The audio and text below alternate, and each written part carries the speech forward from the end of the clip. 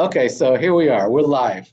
And I'm here with my friend Jason Gooley. We go back a few years. We've shared a couple of pints and bump into each other regularly at Cisco Live. This guy recently, somebody declared him the godfather of programmability. I mean, what the heck do you have to do to be godfather? I mean, how old do I have to get? How ugly do I need to treat people before somebody gives me a mafia nickname? Dude, what's that all about? So this all actually started a couple years ago, and I was with a lot of the folks from DevNet, and we were at a party, and I happened to be wearing a suit with my pocket square, my thing that I love to do, and it was so funny because there was like the background at this particular party had like crushed red velvet like curtains, and there was like spotlights coming down. It was all shadows and very ominous, and then my friend Sylvia said to me, she goes, "You look like the Godfather," and I'm like, and she's like, "The Godfather of programmability," and I'm like, "Oh no!" And that was how it started. And I'm actually going to be doing a blog post for DevNet here pretty soon on how I became the Godfather of programmability. And really, all it really means is I do programmability. I was fortunate enough to be an author and write a couple books on programmability, and I do a lot of work and partner with DevNet quite a bit. And Yeah. I think it was more from I'm dressed like the Godfather, and it just stuck. It just stuck. It runs deeper than that. You got a freaking sticker. What do you have to do to get a sticker from Cisco? Hey, Cisco, are you listening? It was so funny, and you could probably see in a lot of the videos on YouTube about when Sylvia and DevNet were giving me the sticker. I was probably really red. I'm such a humble, down-to-earth person, and something like that was like, oh man, I'm like, the people who really know this stuff are going to be like, who is this guy? It's all in fun, and really a lot of it came down to I'm fortunate enough that I have a platform where I could help a lot of people and get people excited about their programmatic journey and get started. Mm-hmm. And I leverage that to try to help as many people as I can, and I think that was kind of where it took aim. So it was really cool. It was an awesome gesture. I got to say that this bunch of people with DevOps and DevNet and the entire crew are just the most fun bunch of people that I've ever watched having the most fun at what they do. I mean, this is like the perfect world for you guys. I'm jealous. I hate you all. No, I really don't. I kind of like some of you. But tell me a little bit about what's going on with CHINOG, dude, because, hey, I'm going to make that trip. I'm going to drive all the way to Chicago in my favorite little car. And I want to know what to expect, man. Do you have good registration? Do you need more folks to sign up? What can I do to help? What do other people need to do to help? That's awesome. So CHINOG, for those of you who don't know what it is, it's the Chicago Network Operators Group. And I'm fortunate to be on the board or program committee of that. And we're in our 9th year. So every year it just seems to grow and grow and grow and grow and grow. Yep. We've got some amazing sponsors, Cisco included.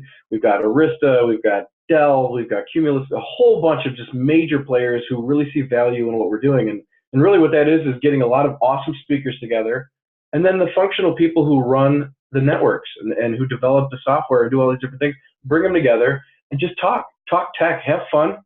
Really cool speakers. I mean, we have a lot of really good speakers coming in this year, and you were there last year, which is awesome. Registration is actually looking really good. We want more. We're expecting over 300 people this year, so it just keeps growing. Mm-hmm. And the more the merrier, right? This thing is taking on almost a life of its own, and I can't believe that this is our 9th one, and next year will be 10 years. We got to do something major. I tell you what, I can bring a band. I can bring drugs. What do you need, man? Paper. Maybe some aspirin, So tell me, which do you have some return speakers that are notable?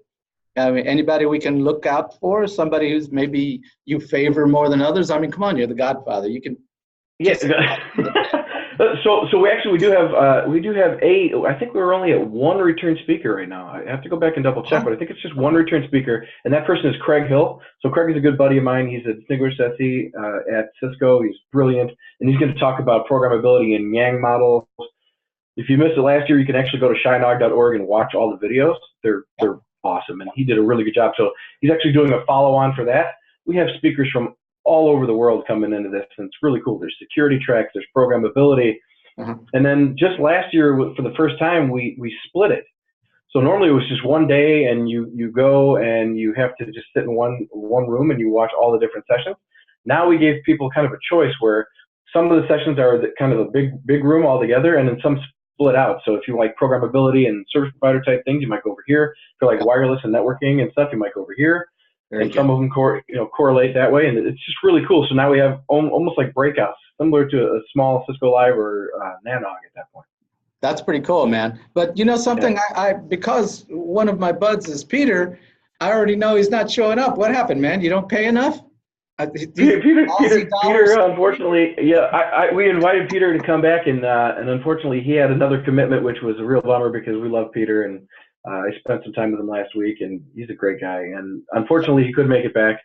So instead, we decided, all right, well, we'll get some other good speakers in. So that's what we did. We kind of reached out to all over the place and got some really cool speakers. And some of the abstracts that came in were just unbelievably cool. So I'm really excited. I was really pleased to see Russ out there last year. He's a really good guy. Russ, Russ is coming back. See, is he? You know, I'm so deep in planning that I forget things like that. Yeah, so Russ White is definitely coming back, and so is Rachel Traylor. So really cool. So it's not just Craig. So I apologize. Yeah, very good, very good. Well, you know something, there's been some things, and somehow I always have my ear near the rail, and some of the stuff that I hear echoing out of these weird places, I heard something about a metal dev ops. Tell me, I'm a guitar player. Does metal dev ops mean there's going to be some live music, real music, good music, bad music? What is it?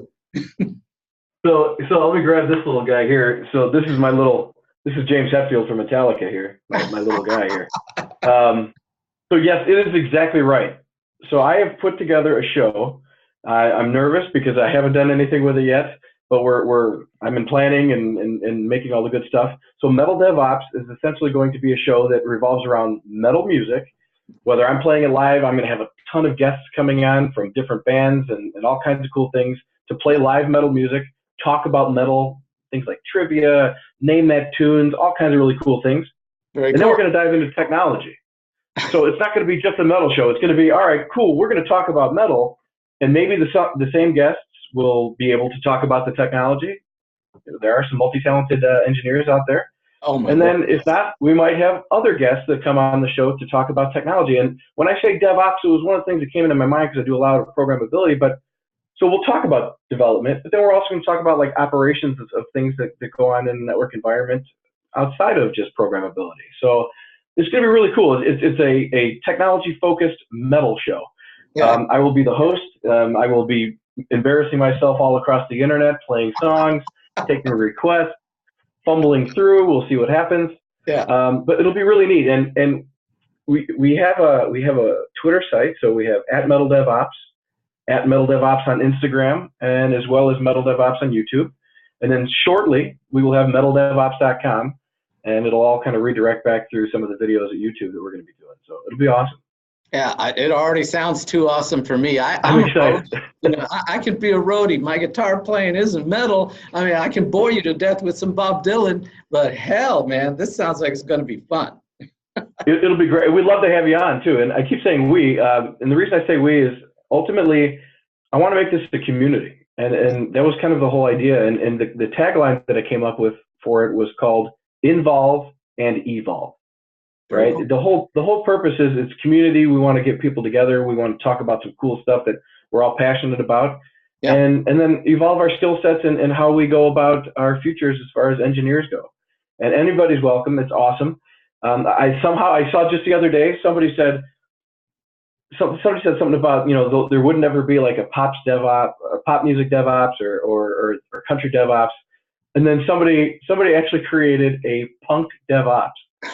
So now I've inspired somebody to create punk DevOps who will be talking about punk music, which is awesome. So I don't know, it took on a life of its own.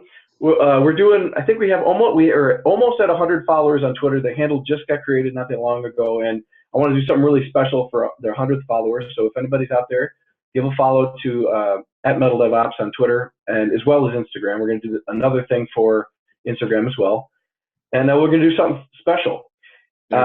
In addition to, we had talked about briefly before the call, I'm working on trying to get a at Metal DevOps get together at Cisco Live in San Diego this year. So I was bummed out. I called the Hard Rock Cafe, and unfortunately, the Hard Rock Cafe has closed down or is closing down. So I got the Hard Rock Hotel on the line, and they're going to give me some ideas if we're going to do something there, and if not, it might be right in the middle of the social hub or something at Cisco Live.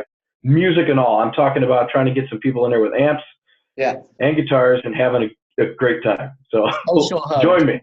Do the social hub. I'll be there. I'll bring 2 guitars. It'll be so fun. And I might tune those guitars before I get there at some point.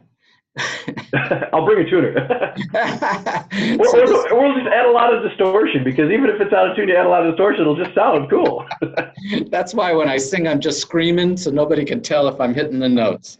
So listen, Mr. Godfather of our programmability, do you have anything else to leave us with? Because, you know, people got ADD and we've been talking a long time. That is true. I guess I would have to say that join me out there at CHINOG if you can. We would love to have you. There's definitely room for more people to come and attend. And I'm looking forward to seeing everybody out there at Metal DevOps and at Cisco Live in June. Very good, man. With that, we're going to call this a wrap, dude.